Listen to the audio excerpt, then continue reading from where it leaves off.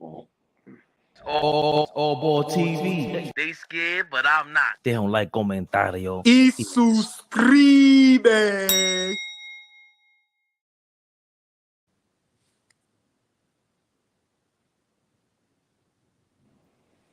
Yeah. Yes, sir. Favorite perspective. Knicks rehabbing it. All we live. Big Philly. Never the little one. I'm here, y'all. Let's get it. All Ball. You see the Floyd Mayweather shoulder roll of all these Knicks haters? Yeah, you see it. We in the building. What up? Holla at us. Let's go. You know what time it is. Knicks rehab. We in the building. Slightly late start. I'm sorry. It was CPT time today. I apologize, guys. Get that jab off. Get that jab off, OG. Chill, Flair. Get that jab off. I was tore his shoulder off in the chair. That's crazy. My ass kicked out here. Look.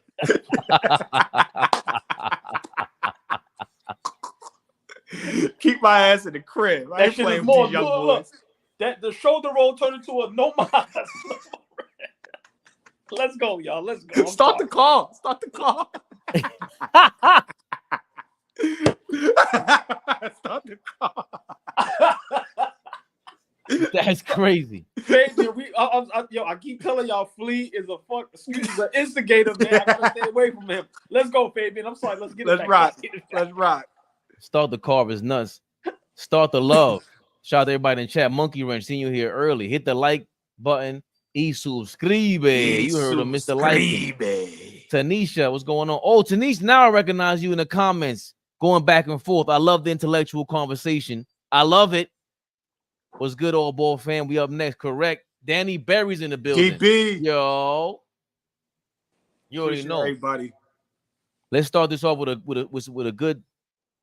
with something nice. Happy birthday to Carmelo Anthony. May 29th. I didn't know he was, I guess he's a Gemini. Carmelo Anthony turns 40. The big 4. Oh, he must be at a crazy party right now. The boardroom wished him a happy birthday. Some Carmelo Anthony statistics or accolades. Number 15, retired by Syracuse. 3-time gold medalist. 10-time NBA All-Star. 62 points at the Garden. That's a record. NBA 75th anniversary team. NBA social justice champion. On-court career earnings $262 million. I guess he got a company called Creative 7 Ventures.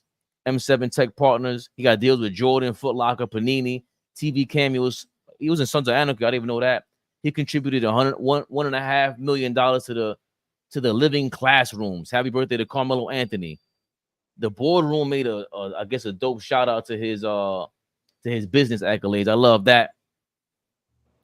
But big shout out to Fabian for saying happy birthday to Carmelo Anthony because y'all know how he feels about him. I was your biggest hater while you were a Knick, and I'm your biggest supporter ever since you retired, my brother, because you showing great strides in the podcast game. You see him on the sidelines with Elon Manning now. He knows where the money's at, baby. He getting to it. Every time I put my eyes on the TV, he's in a commercial. I love it. Well, 1,000%. I'm definitely gonna give him a big shout out. Anybody that shows up for our Knicks, did the damn thing, gotta show him love. Big shout Wanted out to be there, OG. Exactly. Wanted to be here. Exactly. Big shout out to Melo, man. One of the greatest scores we ever seen. Big shout out to Melo. Happy birthday. 1,000,000%. Let's start off with some more love as we proceed to give you what you need. 9-5. Yep, that's the year. Get live, That's the year. That's the year. Are we supposed to be singing that right now? Oh shit! Oh shit! Oh shit! Moving right along. That nigga OG got out of here for a second. He said, "Let me get out of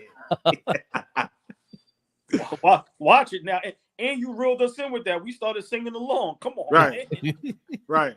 Oh man. So let's get to the love. Some more love. I know it says hate on the thumbnail. I duped y'all. Our guy Josh Hart holding down his coach, Tom Thibodeau, and the lazy narrative that he's running his players to the ground. Once you get a label, it's almost impossible to get to change that label or change that narrative. Yeah.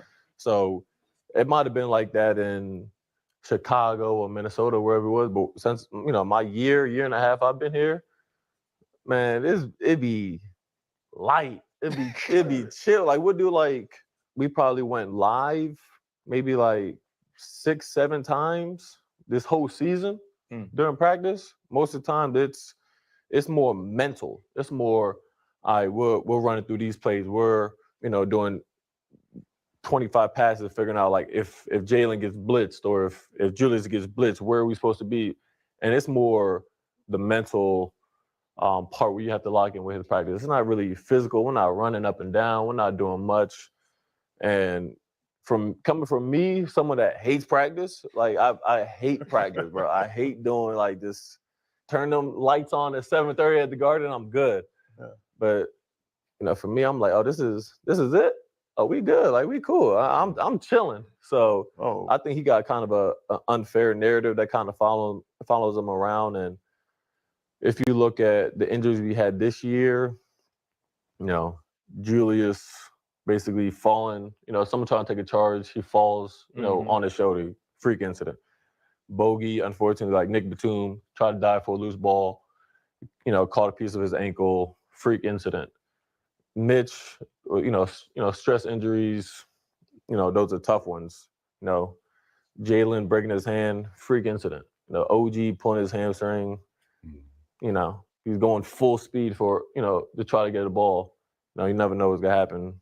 So, a lot of the injuries we had were freak incidents. And then it's like, all right, we got 7-8 healthy players, and then you mad at a dude for playing 6. It's like, as y'all know, sometimes the 7 or 8 guy or 9th guy, like they're not ready yet. They might be, they have the potential to be, but they're at this point in time, they might not be ready. So it's like you got to go with, who you know and who you trust. The thing. So that was Josh Hart speaking to Tom Thibodeau's coaching style, the reputation that he has. And I want to play this one real quick as well. This clip of Joakim Noah, a former Tom Thibodeau player, and basically just he's alluding to or speaking to exactly what Josh Hart was trying to speak against, because this is what we've heard about Tom Thibodeau the whole time, being Knicks fans. Basketball coach, was there ever a time where you're like, hey, can you take it a little easy on us? Like, we don't have to go this crazy all the time? I mean, almost every day. You told him that? I mean, Thibs, you're wilding. You know how many times I would see Kyle Korver before practice. He would stay in his car until the last minute. And I would walk by and I would see Kyle, and it was just like his eyes were wide open. He just, like, you knew what he was thinking. He's like, I don't know if I can do this. Like, yeah. He's like, we just had a game and we're doing defensive slides, and it's like, what the is going on? There's no other team that's doing it. And then he's just looking at his books like, #1 defensive team, best rotations in the league. And he's like, that's because you guys are doing it the day after practice, man. That's why we're doing it. Yeah. And I mean, if the results are there, it probably that's why Kyle Korver keeps getting out of the car. Thibs was nuts, man.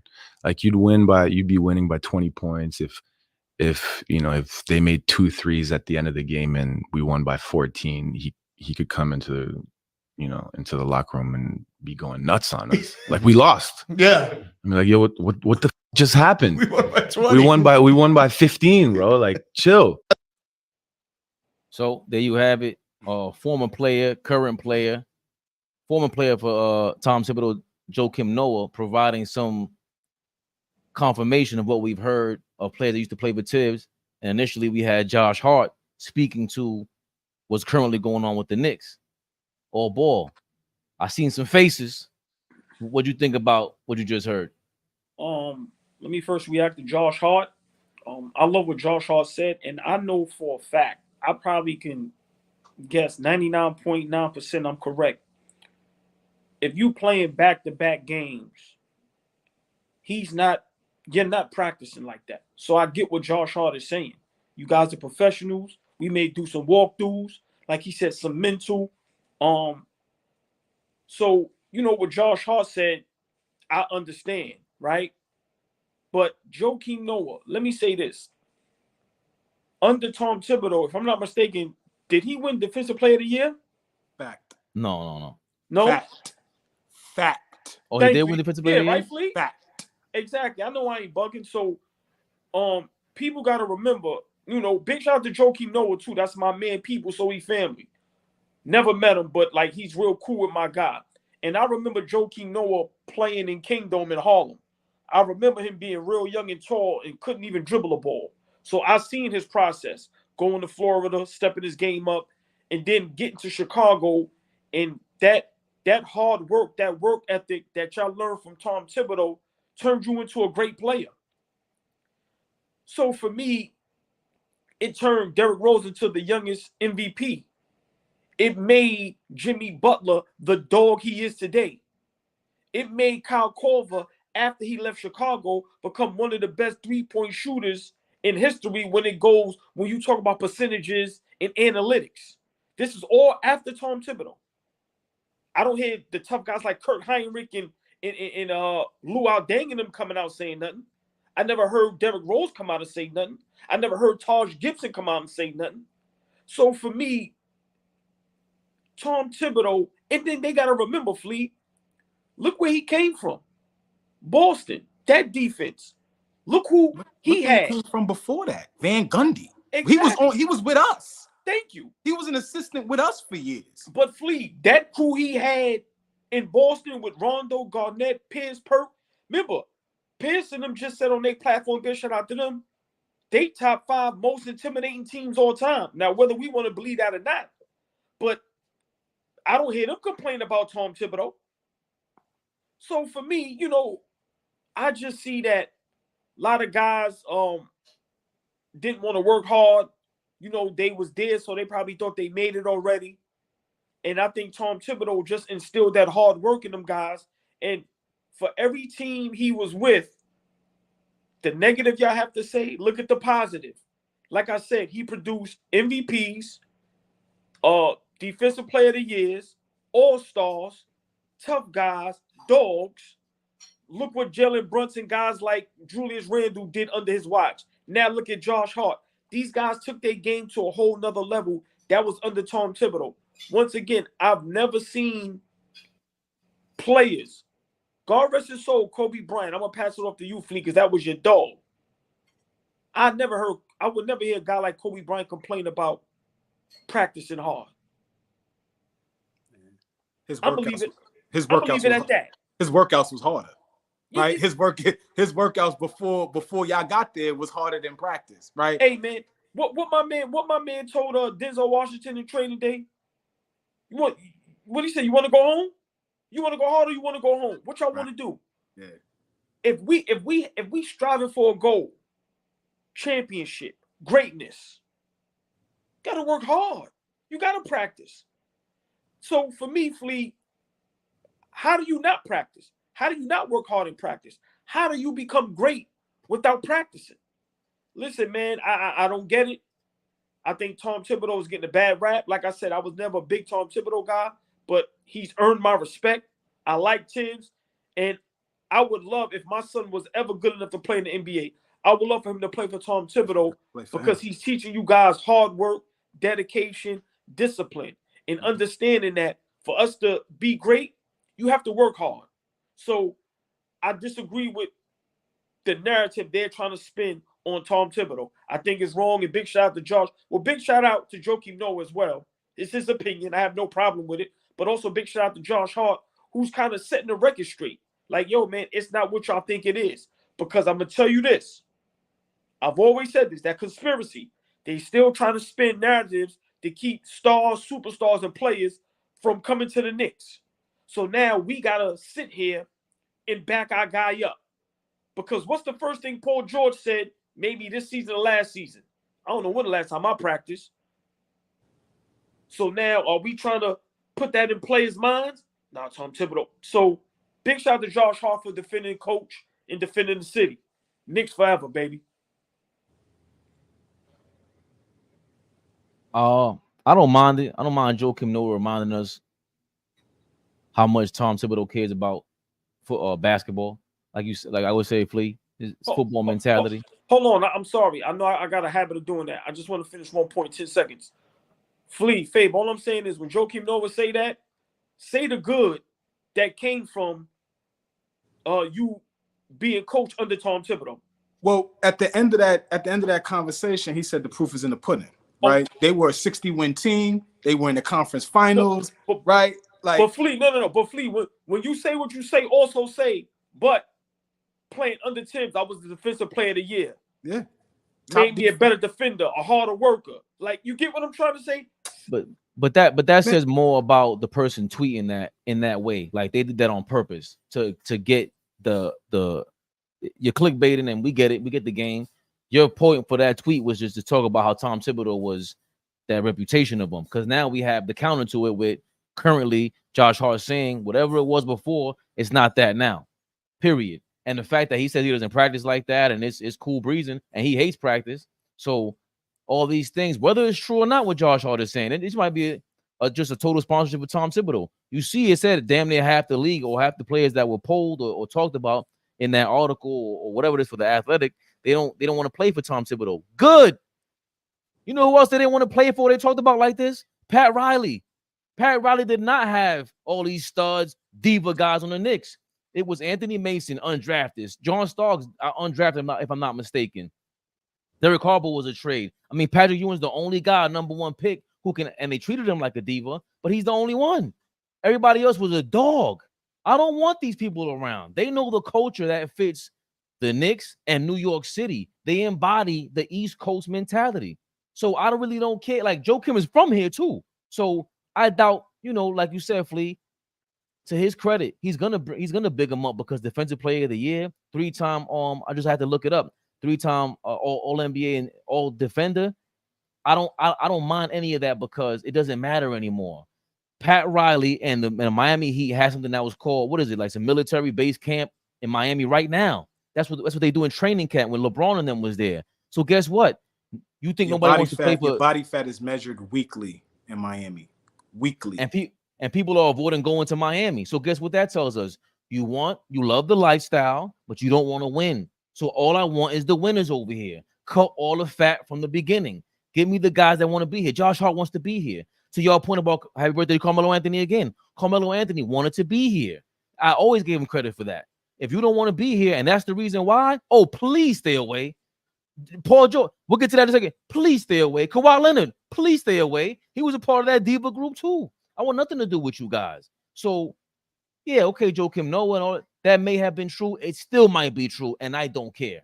I don't care. We got our guys. So, in the great words of Shaquille O'Neal, Ernie Johnson, you go to Kenny, then you go to Charles, then you go to me, right? You go 1, 2. You don't go 1A, 1B. You don't do that, right? Y'all remember when Shaq did There'll be that? some furniture moving. It's 1, 2. What did he say? It's not 1, 2, and then back to 1. It's not 1, 2, 3. It's 1, 2, 3, not 1, 2, back to 1. Yo, that's the funniest. Classic. That was the funniest shit ever. Funniest shit ever. No, man. Man. OG, Faye, this dude sets a standard. He sets a standard when he walks through the door, right? When you're playing for Tom Thibodeau, you're playing up to a level, to a standard that he sets. And part of that standard is being able to play defense. Everybody in the NBA can put the ball in the basket. You are on that level because you are an outstanding athlete at playing basketball. And part of that is being able to put it in the hoop. But all the other aspects of the game, you have to be good to play for Tom Thibodeau, right? He said, Josh Hart said, and you get mad at the guy that he only plays 6 guys, but maybe that 7th man is just not ready. And guess what? I keep telling you, I love you, brother, but Jericho, you don't know how to play basketball yet. So Tom couldn't play you, right?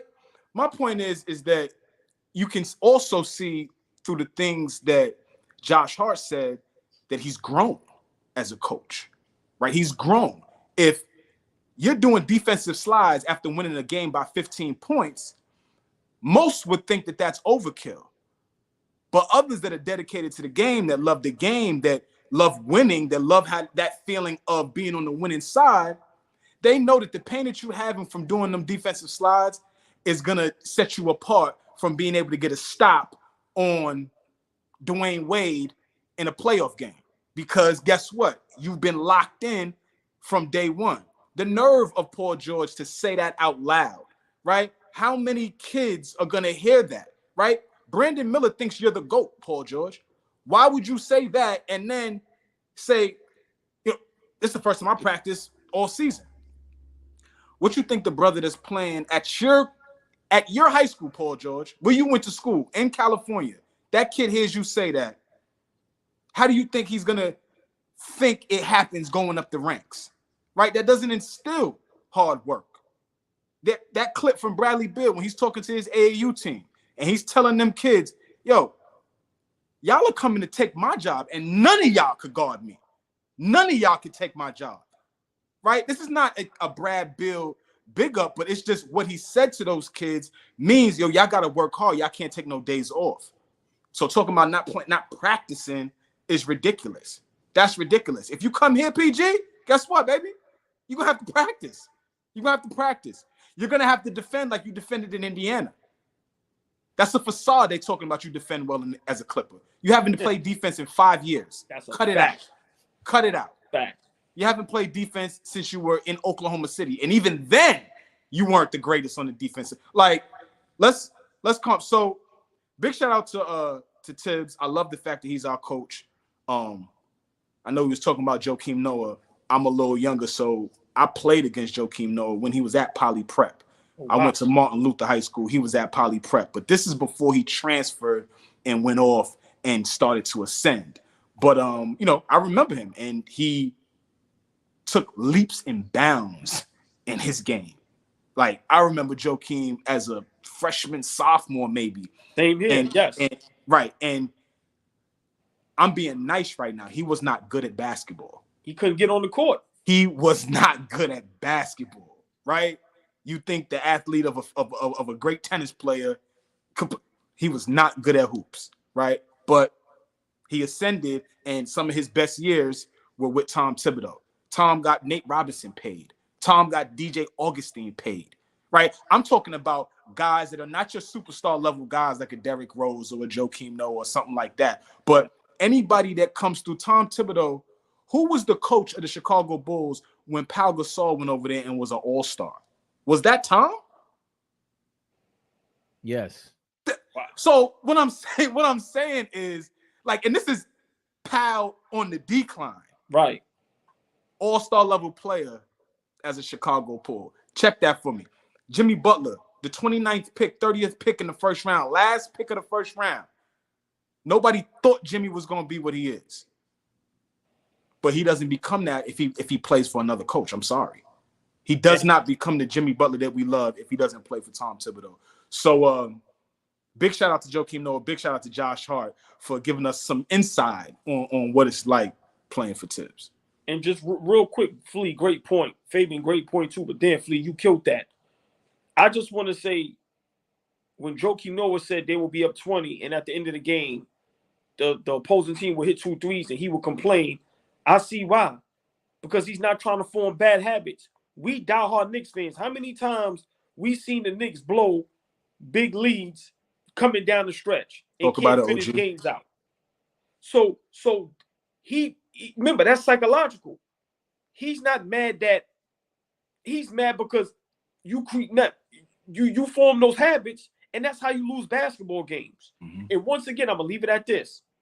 Y'all see what the Minnesota Timberwolves do after they win or lose a basketball game? Go lift. Do I hate anybody complaining about them working too hard, practicing too much? It's a New York thing, y'all. OG, Fabe, I need y'all to put y'all coach's hat on for 2 seconds. I had a question, and I want y'all to add to us, and we can move on. Coaching hat. Slap that on real fast. Your Thibs. You're up 30. You're up 20. Let's go 20. Oh, so he did. It was him. Okay, great. You're up 20. You have that Chicago Bulls team. Derrick Rose, Luol Deng, Joakim Noah, Taj Gibson. I'm missing some guys, but you get the gist of what I'm talking about. You're up 20. Whatever team. Don't even matter the team. From a coach's perspective, are you using that moment to psychologically let the opposing team know that we are better than y'all. Meaning, I'm gonna leave my starters in up 20 with 2 minutes left in the fourth quarter, and we're gonna thump y'all. Or is your instinct to go, let me get my starters out of the game, get my bench players in to finish out the last 2 minutes of the game? I hope I asked that question right. Do y'all understand what I'm asking? I understand what you're asking. For me, I'm the type, I think when it comes to sports, you always try to send a message. Mm-hmm. So for me, it depends on the team, but 2 minutes up 20, I would definitely get my top 2-3 guys out. I wouldn't keep all of them in, but I would probably keep at that time. I would probably keep in maybe a Joakim and a Luau Dang or something like that, or a Taj. I would definitely get D Rose out of there, but depending on the team that we're playing, yeah, I will probably keep them in till probably about minute 20, minute 30. And then if we still up, then I get them out. Because I'm if it's that MVP Derrick Rose year, 2011, y'all going head to head with Miami, regular season game. You up 20. I'm keeping them in. You gotta thump them. I'm sending a message. You gotta me. send a message. And you in Miami. Let's say you in Miami. You down in their crib. Yeah. You gotta thump them. What you think, Faith? I think you brought up the same exact team that I'm thinking of. Like they had to go against Miami, who has the same mentality going into and Thibs knows that because he comes from that camp. And also the one thing I learned about playing scared, my favorite point guard ever is Jason Kidd. I remember specifically he bleached his hair blonde because he was bored with an ankle injury, comes back into the game after like missing them, I think 2 months or whatever it is. And they used to do like they used to interview the players and put it up at the top left of a screen while you watch them play basketball. And Jason Kidd, what stood out to me the most was, I don't know, I don't have my confidence yet. I just, coming off the injury, that's what happens. Like you're just basically playing scared because you don't have the confidence in it.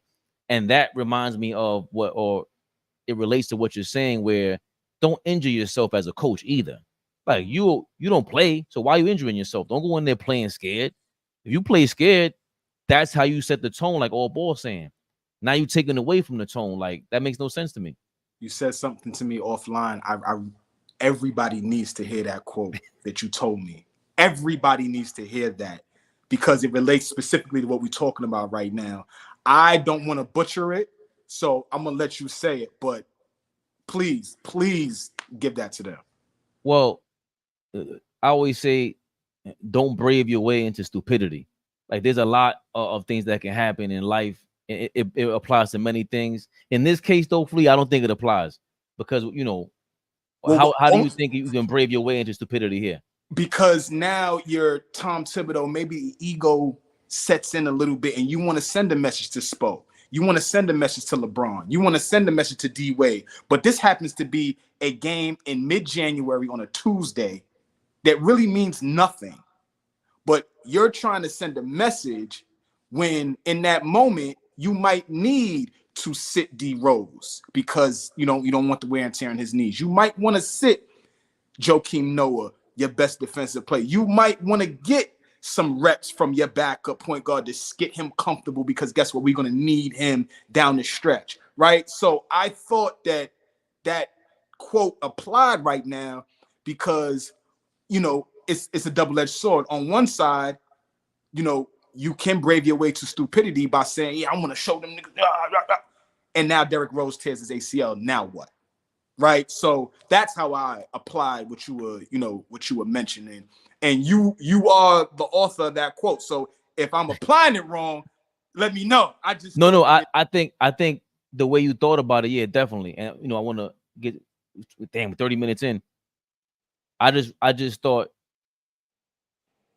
with Jason Kidd coming from the injury and stuff like that, you have to learn how to be brave in that moment because up by 20 with 2 minutes to go to all balls point in this era, we saw LeBron talking to JJ Redick. He said, bro, that 20 up by 20 with 2 minutes to go, it's dead. You cannot. So take away but removing a starter, I'm agree with that, especially a minute and a half. You can count the amount of possessions it takes to hold on to the ball. And if the other team is going way too hard in January too, like now we're doing too much. You might need to send the the goon off the bench real quick and send the different kind of message. Jericho, get your ass in the game, Jericho. Get your ass in the game. Yo, Get in there, Star Show, I'm Bob. sorry. Jericho, if you see this, I'm sorry, brother. It's too much on you right now. My fault, dog. Hey, man, it happens. But Yeah. just for me to close out, let's stop acting like Tom Thibodeau teams is the only teams in NBA history where they was up big with 2 minutes left, minute and a half left, and some of his starters was in the game. How many we've seen that since we've been watching basketball. Right. So for me, it's just trying to give Tom Thibodeau a bad rep for whatever reason. I couldn't tell you, but like y'all both said and what Josh Hart said, that was the past, bro. We in the present, moving on to the future. It's not like that no more. And I think when things aren't true no more, you need to not talk about it no more. Yeah. If I did something 20 years ago, but I'm a whole totally different person, I'm not doing it no more. Let's not even talk about that. So whatever Tom Thibodeau, quote unquote, did in Chicago, Minnesota, once again, I've never heard no Boston Celtic who were champions complain about working hard in practice. Oh. Those are the guys I'm looking for to hear complain, or Derrick Rose or certain guys. So no knock to nobody, but it's a new day. It's a new Tom Thibodeau. And like Josh Hart said, that ain't who he is. So they need to stop that mess. It's 2024, y'all. The Celtics won in 2008. The Bulls went to the Eastern Conference Finals in 2011. What are we talking about? Nobody in the league right now played for Tom Thibodeau back then. Like what? And I'm exaggerating right now, but I'm like, come on. Like, can you even take some of these cats' words that in the league right now? You niggas was born yesterday. Like, stop it. We the only team that everybody in the world, besides Knicks fans, when it comes to the Knicks, they find a positive and just turn it negative for no apparent reason. Disgusting. None at all. But it's all good. We see y'all next season fully healthy. You know why? Because 10, 20 years ago, like you said, we've been stinking it up for the last 20 years. And speaking of people not doing the same thing for 15, 20 years ago, Paul George, he's been rumored to come to the Knicks. Once again, Bleacher Report lists Paul George as an ambitious trade target for the Knicks. George could fetch the Clips some combination of Julius Randle, Miles McBride, and or Mitchell Robinson, plus multiple future first rounders. If that package seems underwhelming, it's because the Clippers won't be in a strong negotiating position. They think that's underwhelming. Oh my God. Here is Colin Cowherd also with some commentary about Paul George maybe leaving the Clippers or his resume. Excellent defensive team in Miami with LeBron, D. Wade, Bosh, all those guys. So let's play blind resume, J-Mac. Blind. We do this in football all the time with quarterbacks. Blind resume. And Paul's played in the international era. More skilled than ever. Harder to defend players than ever. Can't use the hand check. Bigs can shoot and hit threes. You guys want to play the blind resume game? Here we go. Paul George, 21 points, 7.5 rebounds, 4 assists. On the other side is somebody who's just slightly higher in points per game, lower in rebounds. Who is this player? Dr. J. Dr. J didn't have to face bigs that could hit a three or international players. Had some rules where you could grab players, no foul called. Very interesting. Let's go to another iteration of Paul George. Now, this player is little higher in the assists, but lower on the points and rebounds. Playoff career numbers. Who would that be, blind resume? Clyde Drexler. All-time great. And by the way, Clyde wasn't playing defense like Paul George. He wasn't playing Paul George defense. All this Paul George slander stops right here. So let's go to the next player for our radio audience. This player averages 1 more point a game, but fewer rebounds, slightly more assists, very much aligned. Paul George playoff career, and this is the great John Havlicek. Now, in fairness, Paul gets to hit a three. John didn't. John, I think, is historically viewed as the greater player and should be because he played on those dynasty teams. Havlicek, I think he was an Ohio State Buckeye, if I'm correct. But that's an all-time one. Here's another player. So the average is the same. Paul's a better rebounder by almost a rebound and a half. The assists are pretty even. Who is this player? Jimmy Butler. Playoff Jimmy Butler. Both excellent defenders. Both excellent. Kind of funny, isn't it? The last one. So this player, the averages are the same, the rebounds are the same, but Paul's the better passer. Here's one more to all the shade-throwing Paul George peeps. Kawhi. And Paul actually shows up to play. Are we done yet? We done with this yet? Yeah, I'm sorry. Sorry, Flea. You ain't got to introduce this. Let me work real fast. Hold on a second. So I want to first for the people in the comments. I'm sorry we wasted y'all time with that clip from Colin Cowherd. That was awful. He was reaching terrible. Like that was bad work by their producers. I'm gonna hate. I'm sorry. That was just bad work. Bad segment. Bad. Just everything about that was not good. So what I'm getting is that was a segment in defense of Paul George. Right. He compared them to some I saw some champions in there. I saw a Finals MVP in there. I saw a lot of great players in there. I thought that was rushed, right? They decided to do that 5 minutes before they turned the mics on and said, let's go. That was completely rushed. And I feel like my name is Colin, so I feel a little embarrassed just being named by this dude that he decided to do that. You have to factor in context with everything. You could throw numbers out there all day, all night. We could have figured that out, what he just did. We could have did that, right? Similar playoff scoring outputs into Google, and we could have found every play that he just compared Paul George to. But I thought that was lazy. I thought that misinformed the people. So I want to leave it up to me and my brothers to inform the people the right way. First NBA Finals I ever saw in my life was the 1992 NBA Finals, Portland Trail Blazers versus Chicago Bulls. The first thing that Big Flea, this is my pops, said to me was that this is when I started loving the game. If you want to learn how to play defense, watch 33 white, 23 white, but watch 22 black. 22 black was Clyde Drexler. So no, Clyde was not some all-world defender, but Clyde was damn good on defense. We look at Julius Erving. I'm not even going to compare Paul George to Julius. Enough said. I'm not even going to do it. Right? We're not going to do it.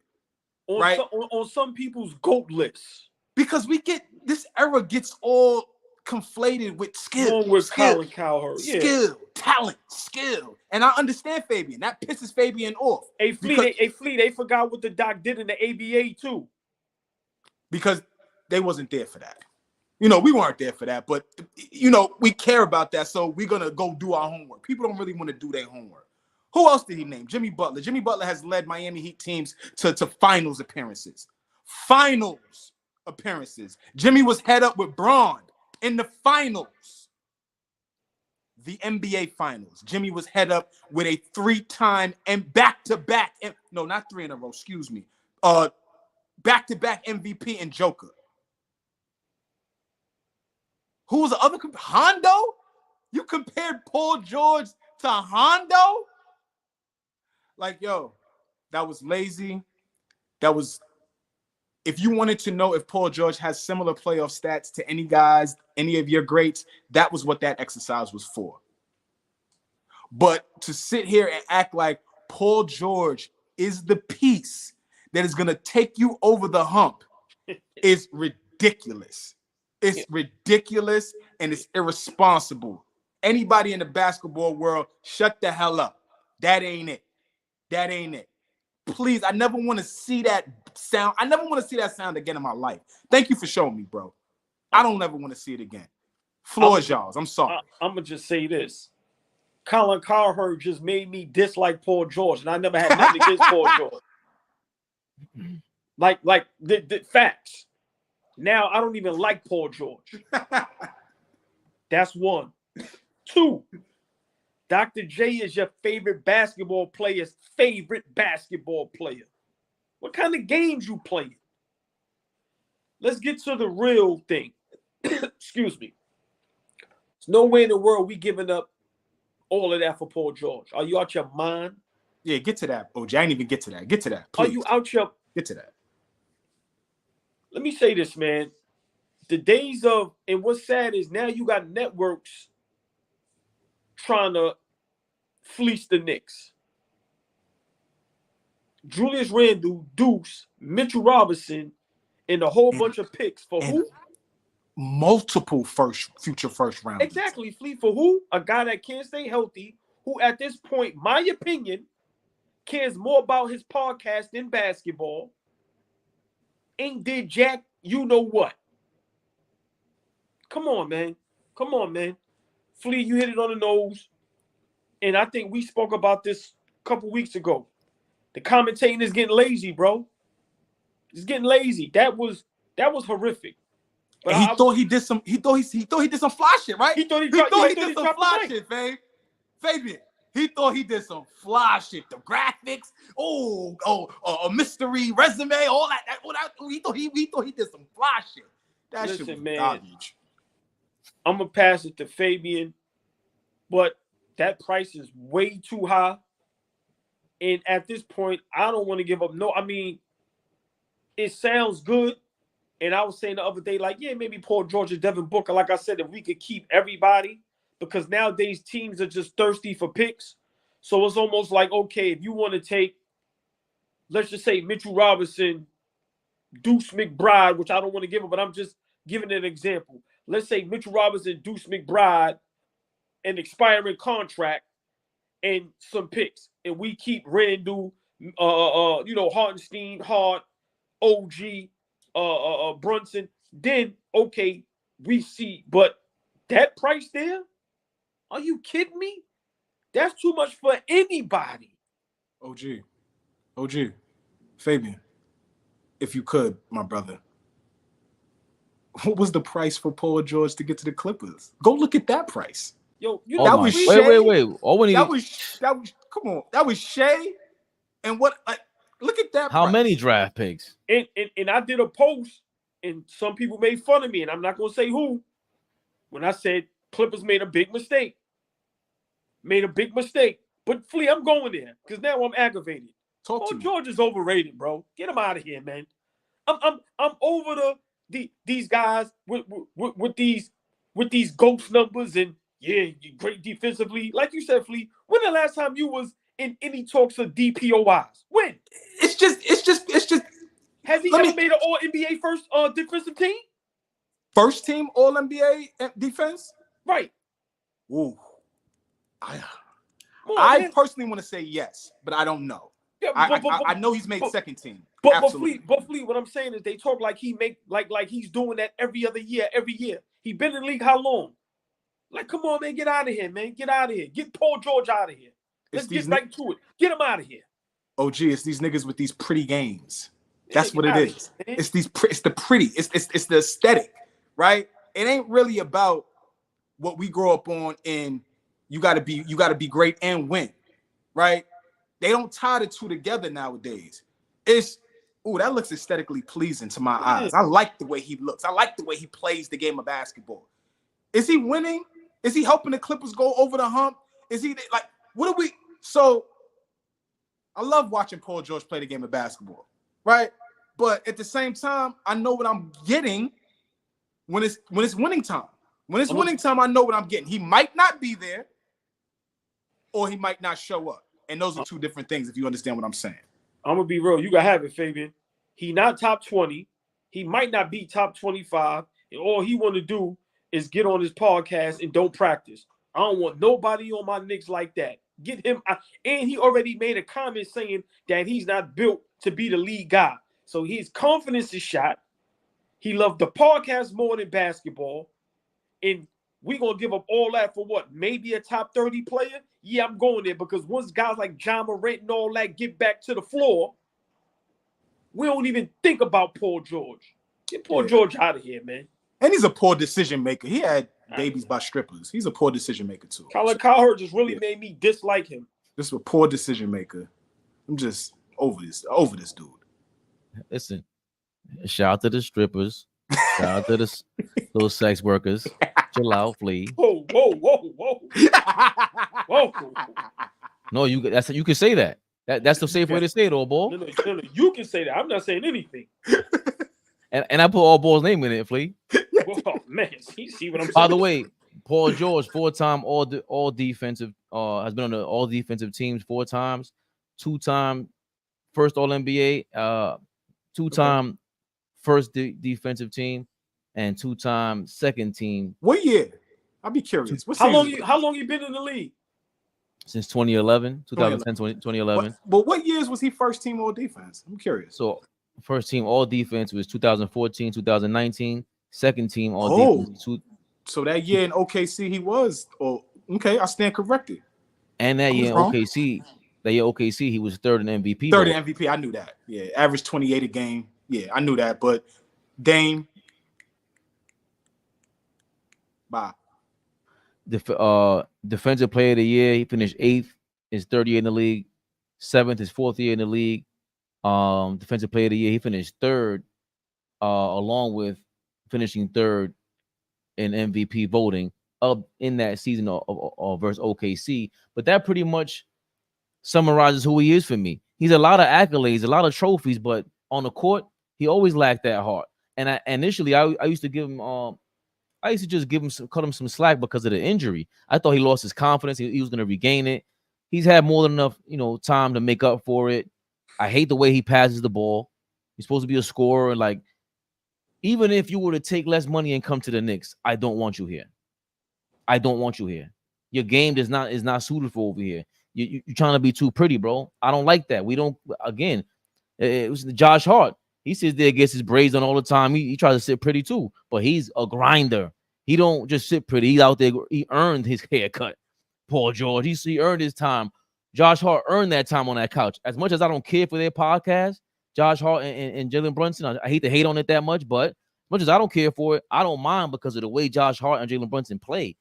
Every time I see Paul George, that's what makes me even more disgusted with it, Flea. When I say about Carmelo Anthony, damn, this dude is ill. And I critique him all day long when he was on the Knicks. When I watch him, I'm like, damn, he is that good. Paul George, you have no reason to have a podcast, bro. And all boys said that from the beginning. 2 million y'all with a podcast for what reason? Anybody could do what you do in that seat, Paul George. Like, you got to stop acting like you're just anybody. That's my major issue with him. You're so talented. Again, I compare Jason Tatum to him because of that very reason. Super talented, but what did you really do with it? And that goes on and off the court. What are you really doing with all this? All right, you put your man on, I guess. But it's horrible. I don't want him anywhere near the Knicks. What price tag are you coming here for? If Leon Rose does that, I'll be totally disgusted. That would make my stomach turn. Fabe, OG. All three of us rarely agree with Stephen A. Smith. I think we probably never agree with Stephen A. Smith. But he says something today that I agreed with, and I'm sure my brothers would agree with too. I'm paraphrasing, I'm not quoting him, but there was a question about would I trade Kevin Durant for Julius Randle and a pick or something like that. And he went on to say that the ultimate answer was yes, he would do the trade. But a part of the explanation was we have to be mindful of the guys that we bring into this culture that we're building. We cannot just bring in anybody because of greatness, because of scoring ability, because of cachet that they have around the league, superstar stat. We have to be careful on how we incorporate that type of player into our culture. It has to be a certain kind of guy. It cannot be just because a guy is otherworldly on the basketball court that he can come into our locker room and literally fit in. Everybody that is currently on our roster right now fits. It fits like a puzzle piece, y'all. Like it fits. And again, I don't want to contradict myself because OG, like you always remind me, I'm always about upgrading the roster. How do we get better? How do we think ahead, be proactive, all that type of shit? But we got to be careful on bringing in a guy that is just a superstar player. He may elevate us in terms of eyes, but how does he disrupt the culture? And I think disrupting the culture should be more important right now than going big fish hunting. Yeah, that's. Oh, I'm sorry. That just real quick. That was a great point because no matter how talented you are, these guys are liable to come over here, and in the first month or two, they'd be screaming for a trade. Mm-hmm. Once again, you got to be mentally tough, physically tough, and you got to want to be here. It can't be just about the money because you're going to have to work hard. You're going to have to practice. You're going to have to deal with the scrutiny. You know what happens when we win and when we lose. Yes, we are day and night. So once again, never agree with Stephen A, but I agree with him with that. We have to be careful and mindful because, yeah, we can get a Kevin Durant, but then in a month or two later, the media, somebody say something wrong to him. Now he wants to get traded and get out of New York. And the power these players have now, they get what they want. So, Flea, great point. I totally agree with that. Got to be mindful. Right. And that's not, and I, again, that's not, I'm not taking credit for that take. That yes, Stephen A. Yes. I heard Stephen A say that, and you know how we are. We're very hard on him. I totally agree with that, his stance on that. Yeah, we don't want. I'm done with the diva guys. Oh boy, you got 10 minutes. I want to play the next topic so that way you can respond first. And if you got to go, and Flea, you got another. I'm here. I'm here, brother. All right. I'm here. Stick with me with that. We can get to it. Finish up. Yep. No. It's almost 9. I'm probably got till about 9:15. We rolling. Come on. Yep. All right. So let's get this in here for OG gonna sacrifice a couple winks for us. Yeah, Just a couple winks. Go, Just a couple winks. Yeah, let's go. Couple winks. He already got ready, Flea. I had to get ready. Yo, I don't think two knows about that. I gotta send him the clip. Yeah, but hey man, y'all better be careful, man, because Fabian is turning into a beast, man. He had you on there till 11:30 tonight.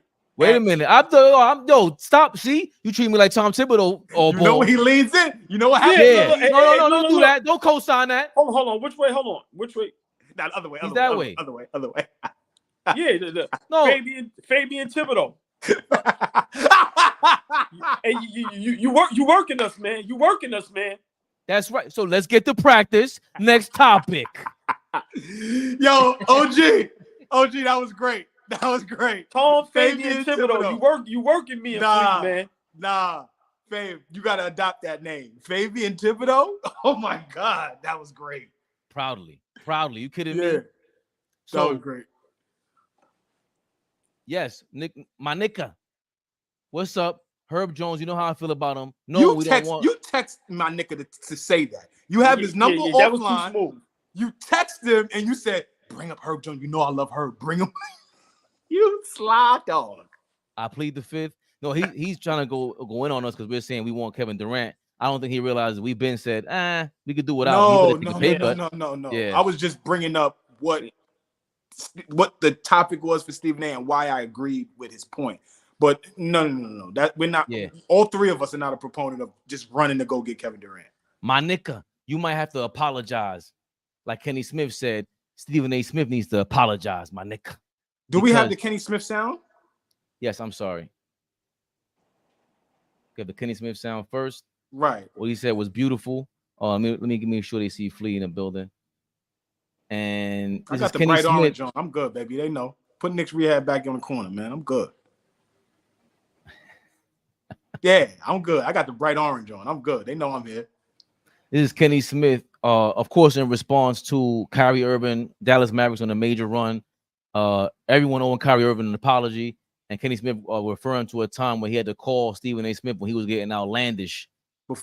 Before you play that, where do you rank your apology with the rest? Yo, mine is top tier. Oh, hold on a second. Hold on, where do you rank it? What do you reckon? Yo, Mine OG, was- I'm on bullshit today. Listen, I love it, man. This is what I live for. Listen. Well, hold on. You know, Shout out you to know, all I'm an ball. instigator. Let's go. Hold on. Are we gonna say this out loud or are we not? When did all these apologies start?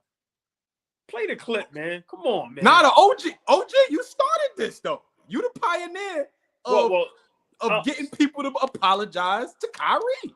Right. And to me, a lot of people owe him an apology only because, and you know me, I keep it on the court only because they thought he couldn't play this style of basketball where he can fit in. And now look, they're one game from the finals where nobody's seen that. Everybody said Dallas wasn't going to do nothing.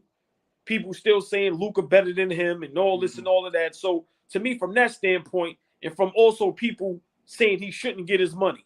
So for me, that the personal, y'all can have that. I don't get into none of that. I don't care about none of that. But dude said he should retire.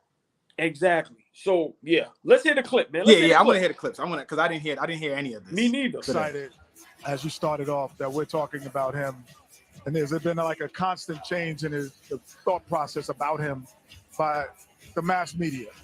Pause it real quick. OG. Yeah. We remember when Shaq called Kyrie an idiot. We remember when Charles Barkley was kicking his back in every chance he got. Play the clip, Fabian. I'm sorry. You know, we're not talking about his political or social stances and looking at him in a negative view. And I'll say it. I wasn't going to say it, but, you know, I've never said it to Kyrie, but I've said it to Stephen A. Because at one time, Stephen A. was an advocate about having a battle with this guy. And I had to call Stephen. I'm like, this guy's from our neighborhood. I named like 6 people. And I said, Stephen, those people mentored you. They mentored him. So when you say something about him, you're actually saying it about us. And so he understood, and they kind of fell back. And because as a media person, we have to understand that young men go through young things. They grow up, they learn things, and they appreciate things, and they have a different viewpoint than we might have had. But as a basketball player, you gotta double this guy. And if you don't double this guy, you go home in 4. And that's the difference between this Kyrie, and I love to see who's in the building, Kenny. Superman is in the building when he has the ball over there. Yeah, that's all that stuff is good. He said. Oh, that was awful. Shaq got so. Hold on, I'm gonna keep playing it, but Flea, I see why you said that. Shaq, you see Charles Barkley, his whole tone. Go ahead, play. Charles about to go in his direction because he ain't really fully with Kenny. He self-inflicted himself. He got to take some responsibility. I think he's grown up. I think he's matured. Stephen A. and other people criticized him, and he would rightly deserved it. You can't go out there being anti-Semitic, and you can do the vaccine thing. That's your own thing. But he deserved the criticism he got. He deserved the suspension he got. But as a basketball player, I think he's really grown up. I thought after game 1, that was a grown man in full flight. I'd never seen him that happy. We all made mistakes. I've done plenty of stupid things, but at some point you have to grow up. And I think he's grown up. So that's what Barkley said. I mean, do just you thought want to react about to what Barkley said, or do you want to react to what Stephen A. Smith silly? Because he ain't I really don't gotta play apologize. that yet. I'm just like, my mind. I want to hear the Stephen A. sound, but my mind started racing just now, and I'm like, Stephen A. is pretty adamant about him growing up around a bunch of women. Stephen A. is really adamant about having issues with his daddy. It's a fact. Stephen A. doesn't have sons. He has daughters. So, my mind, that degree y'all see behind me, that's a psychology degree, right? I just wanted to let y'all know. So, ho. We're not going to close off of that. Congratulations, my brother. I appreciate you, OG. But my mind started to go somewhere just now. And I'm going to be quiet. Go ahead and play that.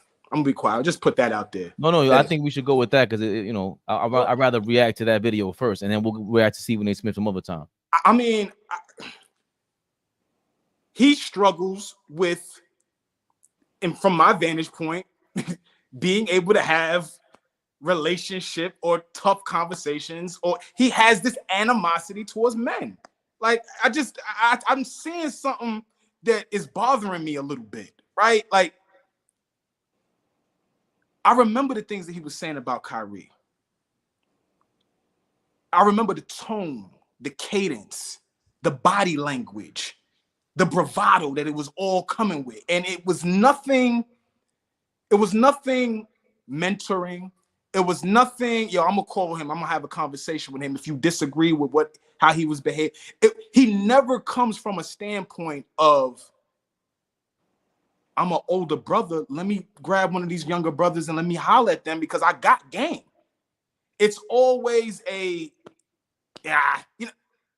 call you OG, you call me sometimes, you give me game. Fabian gives me game. Y'all my OG, right? So why is that never the approach to trying to kick game? These, like Kenny said, these dudes have to go through young men things.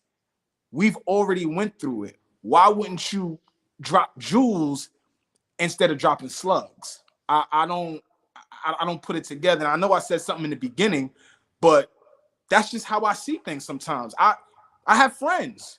I have friends that are adamant about, I grew up around a bunch of women. I know women. Okay, you know women, great. But at some point, you got to be a man. You got to understand how to relate to men. You know what I'm saying? You got to stand on manhood. So, I may have not been the clearest on my explanation right now, but it's just some thoughts that I was having, and I needed to say that out loud. Well, let me jump in here real quick and just say, Charles and Chuck and them, this is sad because Inside NBA went from my favorite show to I rarely watch it because I don't know what's going on over there no more. Chuck and Shaq is haters. It's just that simple. They were great players, so in their mind, they can say what they want, they can do what they want. They're never wrong. They're always right. And like I said, just my thing about the Kyrie thing, and I'm not a Kyrie Irving fan. I'm a diehard Knicks fan, And my whole thing that I didn't like with the whole world was y'all was trying to stop him from having a job. That's my whole thing. Don't pay him and all this and all of that. And that's why, we make it a joke. Like, people will have to circle the block because now he's proved that he belongs in the NBA. He's a superstar in the NBA. And he can play alongside another great player. So for me, Kenny plays the middle a lot. Because just how you say you call Stephen A, you ain't say nothing to Shaq and Chuck. So, I didn't like how Barkley responded, because like I said, them dudes is, listen, man, they gonna stand on their own. They never gonna admit they was wrong. They think they know it all. And like I said, Shaq and Chuck come off as, if you didn't play the game, you shouldn't even be able to talk about it. So them dudes, I don't rock with them no more like that. I respect them, great players, but as far as when it come to talking the game of basketball, they don't even talk the game of basketball no more. I don't know what they do no more. So I'm being real. I'm kind of over them. I'm not sad that the show was going off because they just went a whole nother direction. I'm sorry. But Stephen, they all them dudes. Y'all was wrong because y'all thought Kyrie couldn't turn that switch and change into a better human being, a better teammate, a better basketball player. So for me, I just stay with it on the court. If he wins this championship, Lord have mercy. Because not only y'all got to circle the block, but a lot of lists is going to change. He said, I'll probably never speak to him again. Every time he talks about this, he said, I'll probably never speak to him again. But da-da-da-da-da. And it's like, you okay with the fact that you are so close and in touch with the NBA that you can never have a conversation with Kyrie Irving again? That's okay with you. Stephen A. You're right. That's my number one issue with him. He's just fair weather. Let's start there.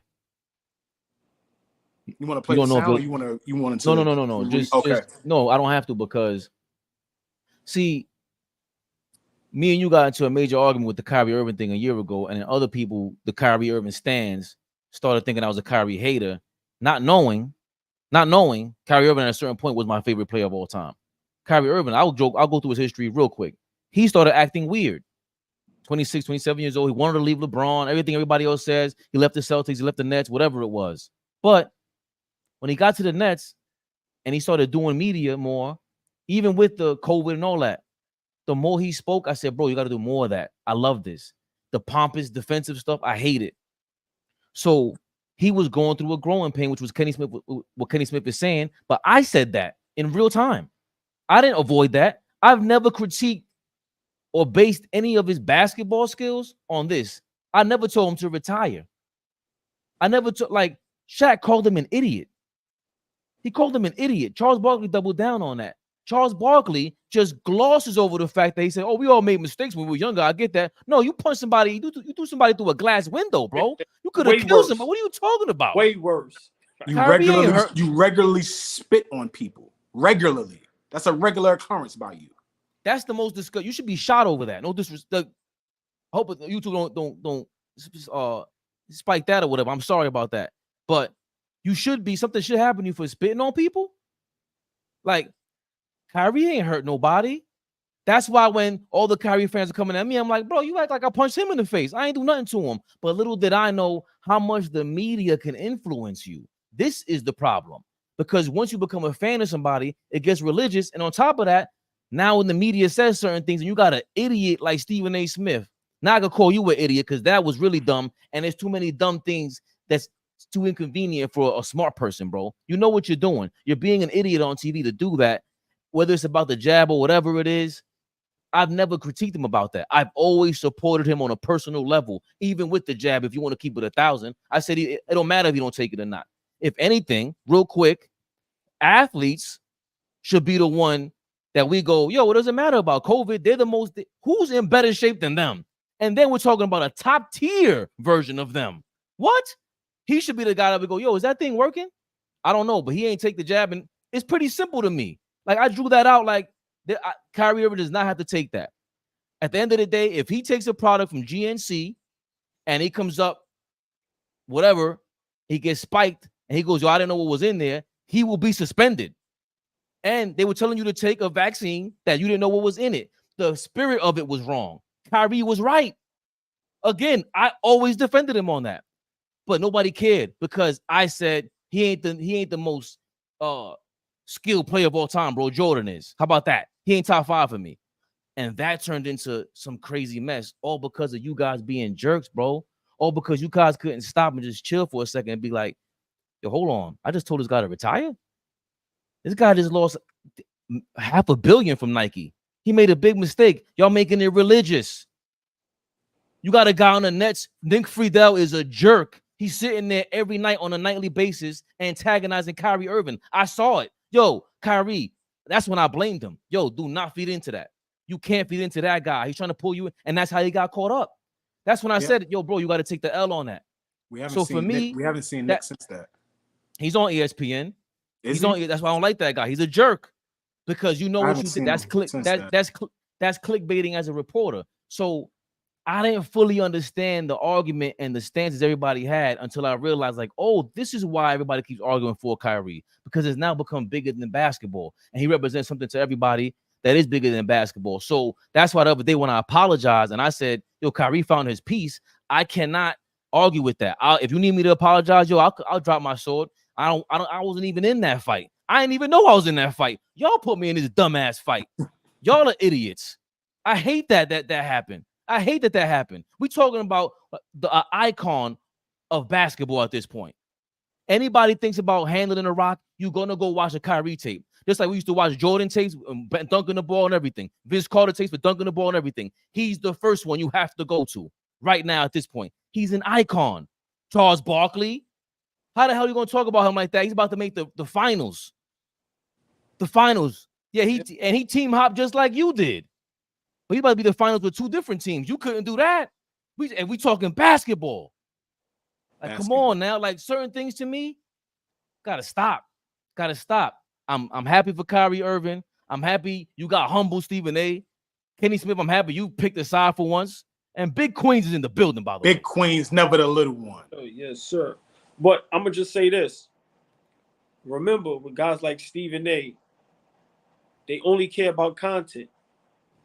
And that's the sad part now with a lot of the celebrities and the great players and See? I knew entertainers. that. They only care about content. They don't care about nothing else. So it's not even surprising some of the things these guys say. What's surprising is y'all guys are 50 plus. Y'all have children. All of us have kids on this platform. I'm pretty sure people in the comments. Your kid make a mistake, you chop it up with them. And if you're wrong, you let them know I'm wrong. So for me, that's what's sad about this whole situation. That you guys are 50, 60 years old and you sitting up here and you're literally not educating nobody. When I say nobody, nobody, not with your basketball takes, not with whatever take you talking about. It's literally strictly for content. So, I love it that, now, when y'all see Kyrie, y'all gotta give the worst what's up in handshake of all time. And I know in the back of his mind he going, I got y'all. So Wasn't he just on the panel?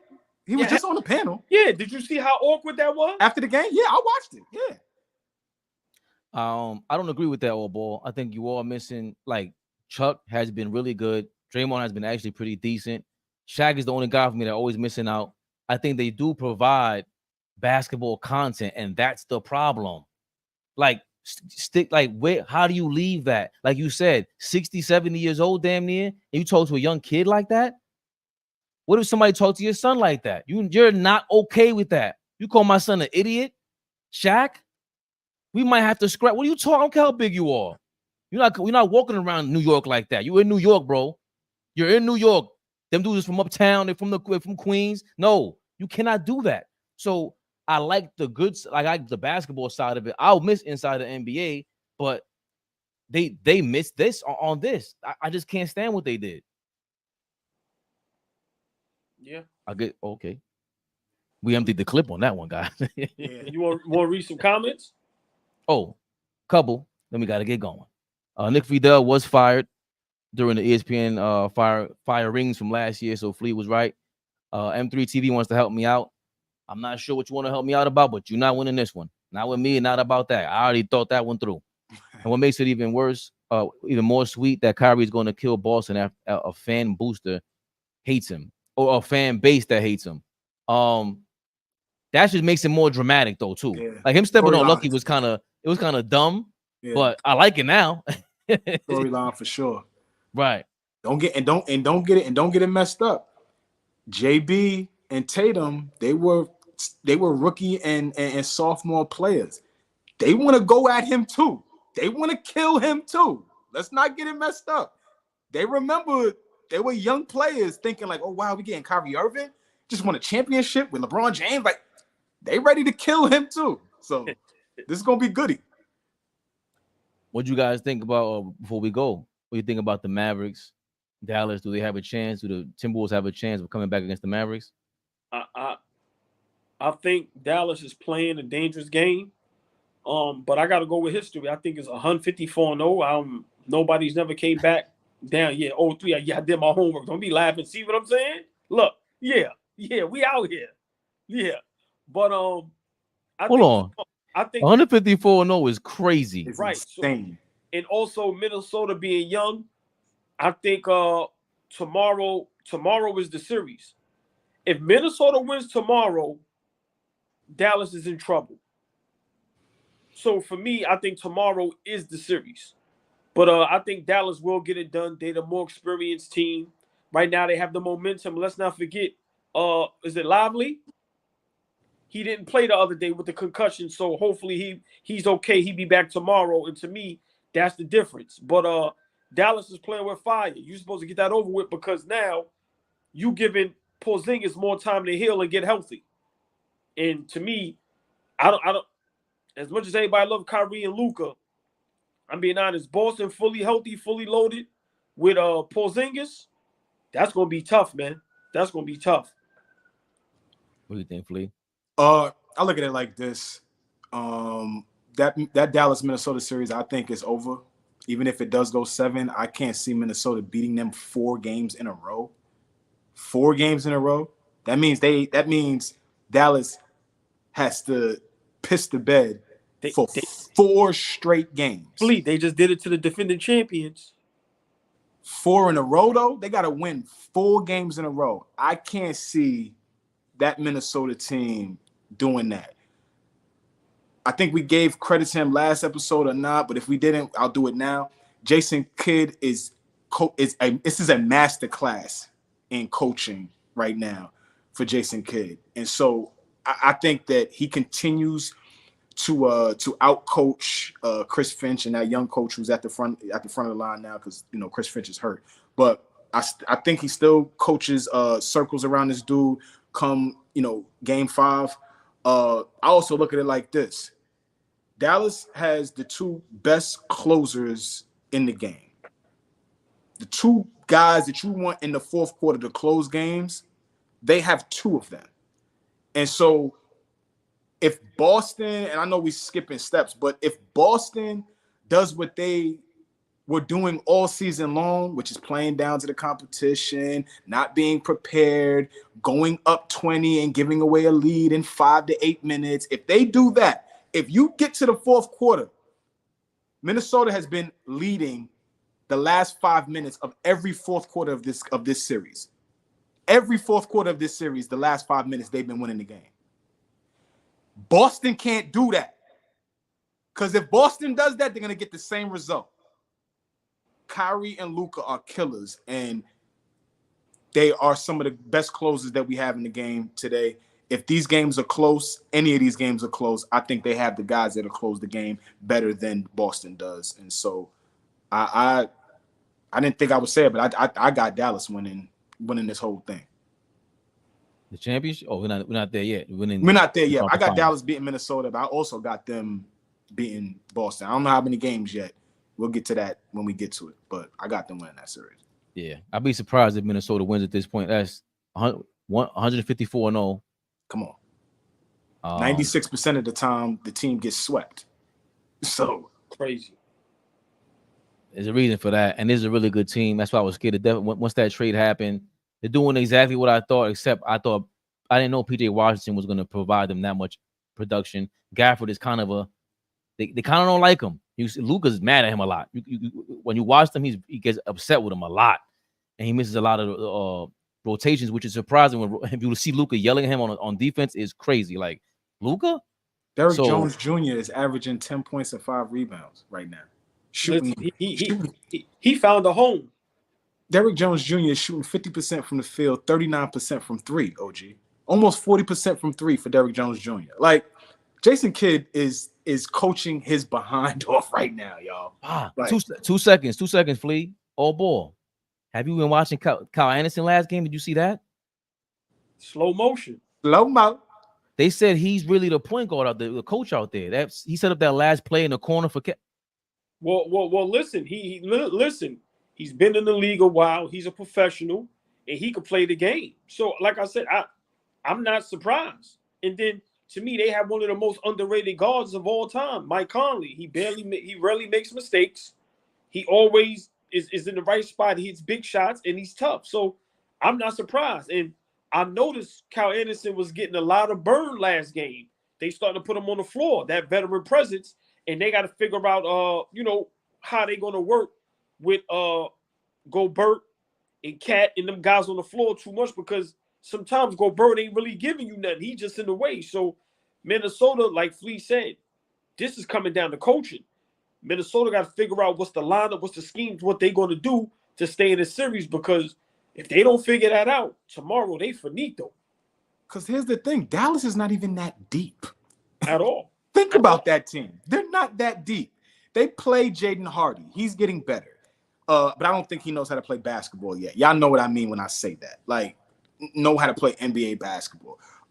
Josh Green, he gets minutes, right? Like, they don't have Dante Exum. His minutes have declined throughout this playoff run. So, like, I don't think that they're that deep. But then when you look at this Minnesota bench, Nickeil Alexander-Walker, Naz Reid, Kyle Anderson, like they go pretty deep, right? And so, and I mean deep with guys that could come off and be productive, not just bodies. No, you could put them in and play extended minutes. So I'm disappointed, I'll be honest, in this Minnesota team. Y'all know how high I am on Anthony Edwards. Yeah, I had Minnesota winning this series. And right before we go, the reason why a kid can go deep into that bench and play those guys, because Catnam is not putting the pressure on him. He's out there shooting threes. If he go on the block, if Reed and all them guys, even though, they making threes, you got to put some pressure on that defense. Y'all know Luka don't like playing defense. Put him on the block.